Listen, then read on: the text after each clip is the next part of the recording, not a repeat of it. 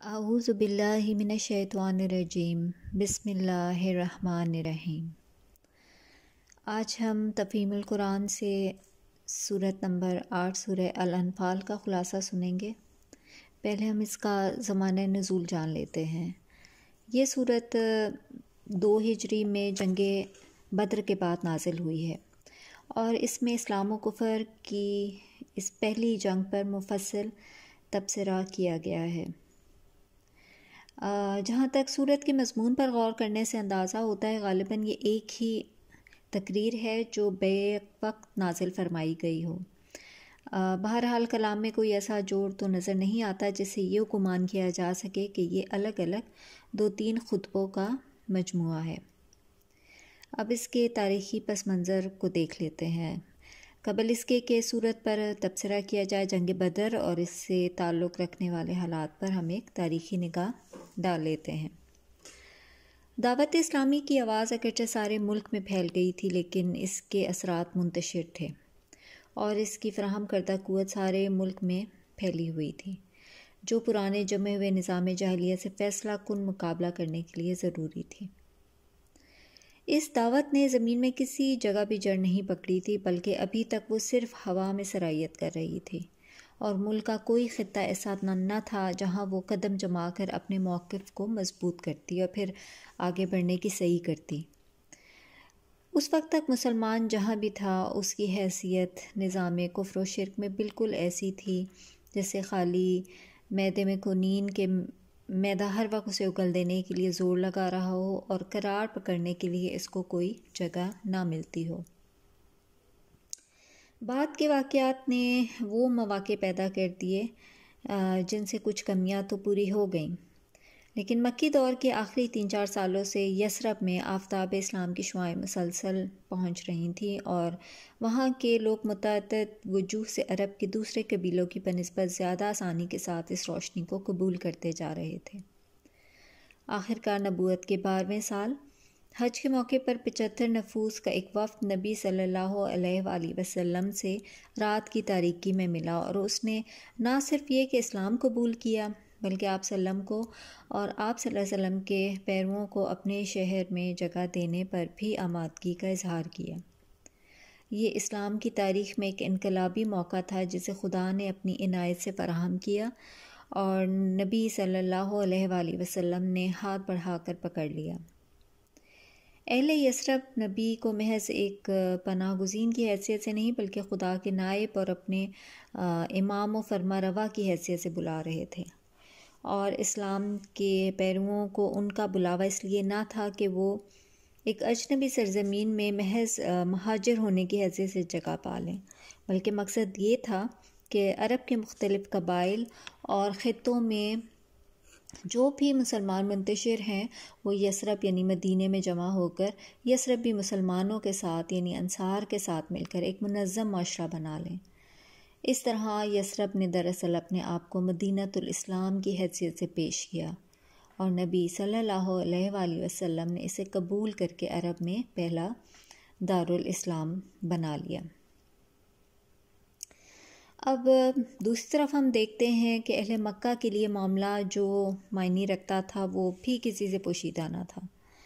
دراصل اس طرح محمد صلی اللہ علیہ وآلہ وسلم کو جن کی زبردست شخصیت اور غیر معمولی قابلیتوں سے قریش کے لوگ واقف ہو چکے تھے ایک ٹھکانہ بھی میسر آ رہا تھا۔ یہ پرانے نظام کے لیے موت کا ایک پیغام تھا، نیز مدینہ جیسے مقام پر مسلمانوں کی اس طاقت کے مجتمع ہونے سے قریش کو مزید خطرہ یہ تھا کہ یمن سے شام کی طرف جو تجارتی شاہراہ ساحل بحر احمر کے کنارے کنارے جاتی تھی جس کے محفوظ رہنے پر قریش اور دوسرے بڑے بڑے مشرک قبائل کی معاشی زندگی کا انحصار تھا، وہ مسلمانوں کی زد میں آ جاتی تھی اور اس شہرک پر ہار ڈال کر مسلمان نظام جاہلی کی زندگی دشوار کر سکتے تھے۔ قریش ان نتائج کو خوب سمجھتے تھے۔ جس رات بیعت عقبہ واقع ہوئی اس رات اس معاملے کی بھنک اہل مکہ کے کانوں میں پڑی اور بس پھر کیا تھا کہ پڑھتے ہی کھلبلی سی مچ گئی۔ پہلے تو انہوں نے اہل مدینہ کو نبی صلی اللہ علیہ وسلم سے توڑنے کی کوشش کی، یعنی الگ کرنے کی کوشش کی۔ پھر جب مسلمان ایک ایک دو دو کر کے مدینے کی طرف ہجرت کرنے لگے اور قریش کو یقین ہو گیا کہ اب محمد بھی وہاں منتقل ہو جائیں گے، تو وہ اس خطرے کو روکنے کے لیے آخری چارہ کار اختیار کرنے پر آمادہ ہو گئے۔ پھر اس کے بعد یہ ہوا کہ ہجرت نبی سے چند ہی روز پہلے قریش کی مجلس شورا منعقد ہوئی، جس میں یہ طے پایا کہ یہ سب لوگ مل کر محمد صلی اللہ علیہ وسلم کو شہید کر دیں، نعوذ باللہ، تاکہ بنی ہاشم کے تمام خاندانوں سے تنہا لڑنا مشکل ہو جائے اور وہ انتقام کی بجائے خون بہا قبول کرنے پر مجبور ہو جائیں۔ لیکن خدا کے فضل اور نبی صلی اللہ علیہ وسلم کے اعتماد علی اللہ اور حسن تدبیر سے ان کی یہ چال ناکام ہو گئی اور حضور صلی اللہ علیہ وسلم بخیریت مدینہ پہنچ گئے۔ اب اس طرح جب قریش کو ہجرت کے روکنے میں ناکامی ہوئی تو انہوں نے مدینے کے سردار عبداللہ بن ابی کو، جسے ہجرت سے پہلے اہل مدینہ اپنا بادشاہ بنانے کی تیاری کر چکے تھے اور جس کی تمناؤں پر حضور صلی اللہ علیہ وسلم کے مدینہ پہنچ جانے اور اوس و خزرج کی اکثریت کے مسلمان ہو جانے سے پانی پھر چکا تھا۔ عبداللہ بن ابی ابن المنافقین تھا اور وہ یہ تمنا رکھتا تھا کہ یثرب کی بادشاہی اسے ملے، لیکن اہل مکہ نے اپنی شرانگیزیوں سے اس کو اپنے ساتھ ملا لیا۔ بس پھر کیا تھا کہ حالات خراب ہوتے ہوتے یہاں تک پہنچ گئے کہ شعبان 2 ہجری میں قریش کا ایک بہت بڑا قافلہ، جس کے ساتھ تقریباً 50,000 کا مال تھا اور اشرفی کا مال تھا اور 30-40 سے زیادہ محافظ نہ تھے، شام سے مکہ کی طرف پلٹتے ہوئے اس علاقے میں پہنچا جو مدینہ کی زد میں تھا۔ چونکہ مال زیادہ تھا، محافظ کم تھے اور سابق حالات کی بنا پر خطرہ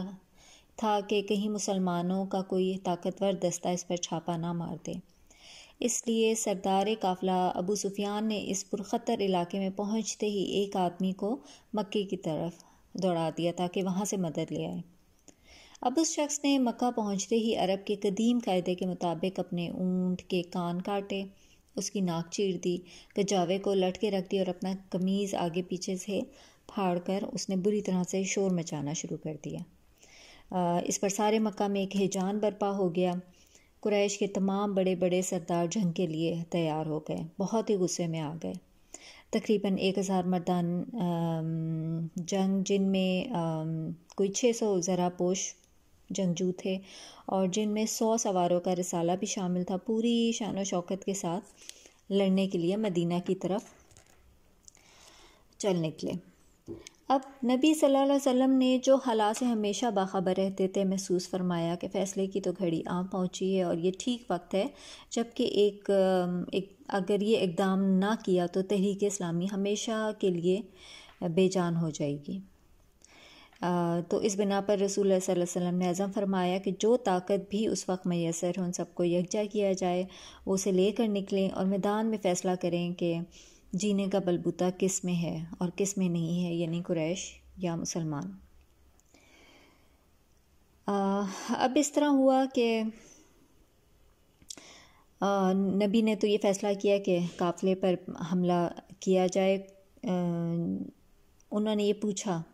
تو جواب میں ایک بڑے گروہ کی طرف سے اس خواہش کا اظہار ہوا کہ قافلے پر حملہ کیا جائے، لیکن نبی صلی اللہ علیہ وسلم کے پیش نظر کچھ اور تھا، اس لیے آپ نے اپنا سوال دوبارہ دہرایا۔ جب انہوں نے یہ سوال دوبارہ دہرایا تو حضور نے براہ راست ایک انصاری صحابی کو مخاطب کیا، تو وہ جو انصاری صحابی تھے حضرت سعد بن معاذ اٹھے، انہوں نے عرض کیا کہ انہوں نے یہ کہا کہ شاید حضور کا روئے سخن ہماری ہی طرف ہے، مطلب وہ ہم ہی سے یہ پوچھنا چاہ رہے ہیں کہ آیا جنگ کے لیے جانا چاہیے کہ نہیں جانا چاہیے۔ تو انہوں نے فرمایا ہاں، اور پھر انہوں نے کہا کہ ہم آپ کے ساتھ ہیں، ہم آپ پر ایمان لائے ہیں، آپ کی تصدیق کر چکے ہیں کہ آپ جو کچھ لائے ہیں وہ حق ہے اور آپ سے سمع و اطاعت کا پختہ عہد باندھ چکے ہیں، بس اے اللہ کے رسول جو کچھ آپ نے ارادہ فرما لیا ہے اس سے کر گزریں۔ قسم ہے اس ذات کی جس نے آپ کو حق کے ساتھ بھیجا ہے، اگر آپ ہمیں لے کر سامنے سمندر پر جا پہنچے اور کہیں کہ اس میں اتر جاؤ تو ہم کود پڑیں گے اور ہم میں سے ایک بھی پیچھے نہ ہٹے گا۔ اب اس کے بعد فیصلہ ہو گیا کہ قافلے کے بجائے لشکر قریش ہی کے مقابلے پر چلنا چاہیے، لیکن یہ فیصلہ کوئی معمولی فیصلہ نہ تھا۔ جو لوگ اس تنگ وقت میں لڑائی کے لیے اٹھے تھے ان کی تعداد کچھ 300 سے کچھ زائد تھی، جس میں سے کچھ مہاجر تھے، کچھ قبیلہ اوس کے اور کچھ قبیلہ خزرج کے لوگ تھے، جنگجو تھے، جن میں سے صرف 2-3 کے پاس ہی گھوڑے تھے اور باقی آدمیوں کے لیے 70 اونٹوں سے زیادہ نہ تھے، جن پر 3-3 یا 4-4 لوگ باری باری سوار ہوتے تھے۔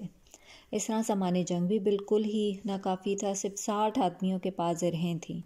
اس لیے جو چند لوگ تھے وہ اس خطرناک مہم میں شریک ہوئے۔ ان کے دل بھی سہم رہے تھے اور انہیں یہ بھی محسوس ہوتا تھا کہ شاید ہم جانتے بوجھتے موت کے منہ میں جا رہے ہیں۔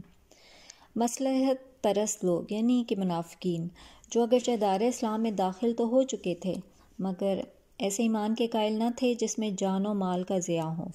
اس مہم کو وہ دیوانگی کہہ رہے تھے اور دل میں ان کے خوف تھا، مگر نبی اور مومنین صادقین یہ سمجھ چکے تھے کہ یہ وقت جو ہے یہ وہ جان کی بازی لگانے کا ہے، اس لیے اللہ کے بھروسے سے وہ نکل کھڑے ہوئے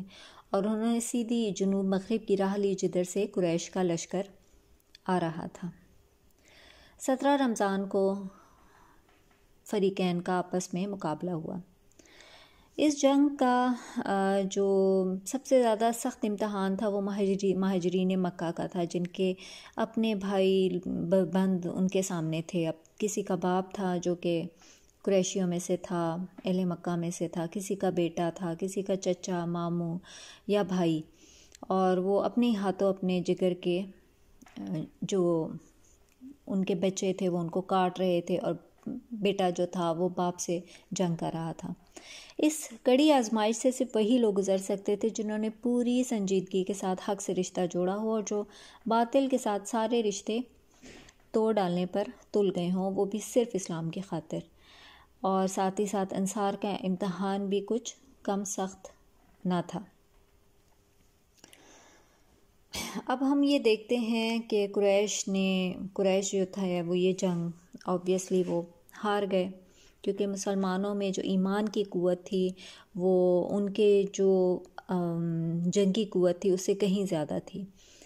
قریش کے 70 آدمی مارے گئے اور 70 جو تھے وہ قید ہوئے۔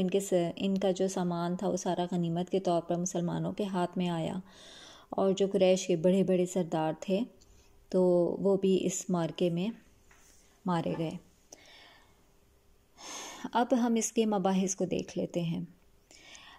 یہ ہے وہ عظیم الشان مارکہ جس پر قرآن کی صورت میں تبصرہ کیا گیا ہے۔ اس میں سب سے پہلے ان خامیوں کی نشاندہی کی گئی ہے جو اخلاقی حیثیت سے بھی مسلمانوں میں باقی تھی، تاکہ آئندہ اپنی مزید تکمیل کے لیے صحیح کریں۔ پھر ان کو بتایا گیا کہ اس فتح میں تائید الہی کا کتنا بڑا حصہ تھا، تاکہ وہ اپنی جرأت و شہامت پر نہ بھولیں بلکہ خدا پر توکل کریں اور خدا اور رسول کی اطاعت کا سبق لیں۔ پھر اس اخلاقی مقصد کو واضح کیا گیا ہے جس کے لیے مسلمانوں کو یہ مارکہ حق و باطل برپا کرنا تھا۔ پھر مشرکین، منافقین، یہود اور ان لوگوں کو جو جنگ میں قید ہو کر آئے تھے نہایت سبق آموز انداز میں خطاب بھی کیا گیا ہے۔ پھر ان اموال کے متعلق جو جنگ میں ہاتھ آئے مسلمانوں کو ہدایت کی گئی ہے کہ انہیں اپنا مال نہ سمجھیں بلکہ خدا کا مال سمجھیں اور اس میں غریبوں کا حصہ رکھیں۔ پھر اسلامی ریاست کے دستوری قانون کی بعض دفعات بیان کی گئی ہیں جن سے دارالاسلام کے مسلمان باشندوں کی آئینی حیثیت ان مسلمانوں سے الگ کر دی گئی ہے جو دارالاسلام کے حدود سے باہر رہتے ہوں۔ وآخر دعوانا ان الحمد للہ رب العالمین۔